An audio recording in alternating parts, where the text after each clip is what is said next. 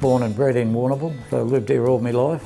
Never left town at all. You're close to the sea, it's an easy going sort of a place and everybody seems to get on well with each other. No, I don't think you'd get a better place than Warrnambool to live.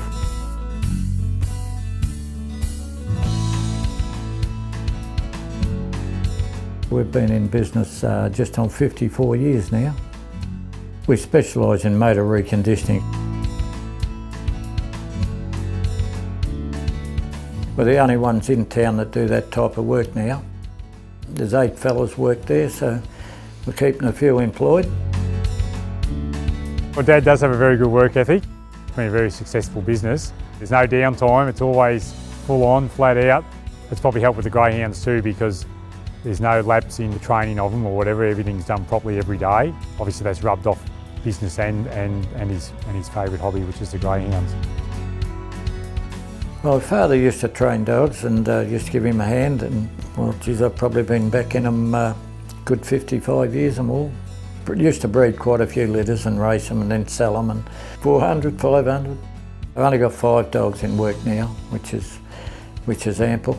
Once it's in your blood, it's hard to get it out. Bold Trees 8 lengths away, flying home, high intensity goes, he's through. Bold Trees, oh what a run again! Bold Trees, yeah, he's probably one of the best dogs we've seen run around in Australia, I'd say. Raced until he was over 6, of course winning 4 Sandown Cups. I don't think that's going to be very hard to anyone to break that record. He's in the Hall of Fame in Australia here and also over in America. Dog of the Decade, he won that nice and easy, but he won 110,000 I think. He won 52 races anyway, so it was a pretty good effort them days. He had a great nature, like you could lead him around a bit of string, he just had a brain of his own, he just knew what to do and where to go at the right time. Some races you'd give him 15, 20 length start and still win. Just weave his way through the field and just knew where the post was. He certainly put a few bums on the seats at the Sandown and Olympic Park in them days. Who used to come to watch him, and there'd be people with their kids out there wanting to pat him and get their photo taken with him, and it was a bit of a thrill to see him race. Well, he won 12 races straight, and then he broke a hock. He was off the scene for 2 or 3 months, and then he won another 12 straight, which was pretty good, and he'd done the hock again, but he'd done a good job to keep going. Warrnambool Warrior, they used to call him. In the finish we lost him to, he had cancer in the leg, back leg, where he had the breaks. We had to get him put down, and that was a pretty hard day. So we buried him out there, out the side of the house with a headstone. He was part of the place. We'll leave him here.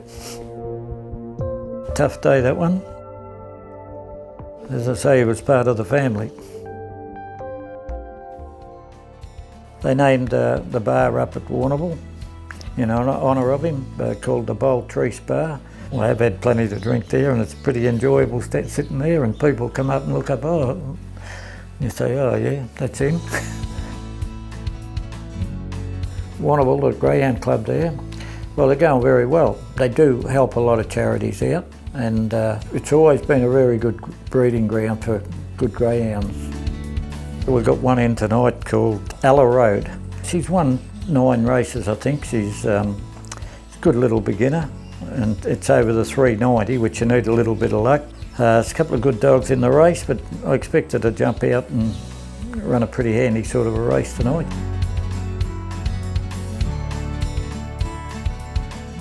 The Greyhound's been very good to the family here. We've made many good friends out of it. It's actually been a pleasure to be mixed up in the Greyhound industry because of that, good people, and no interest in retiring just yet, at any rate. I'll keep going, and there'll always be a dog in the kennel, I'm afraid.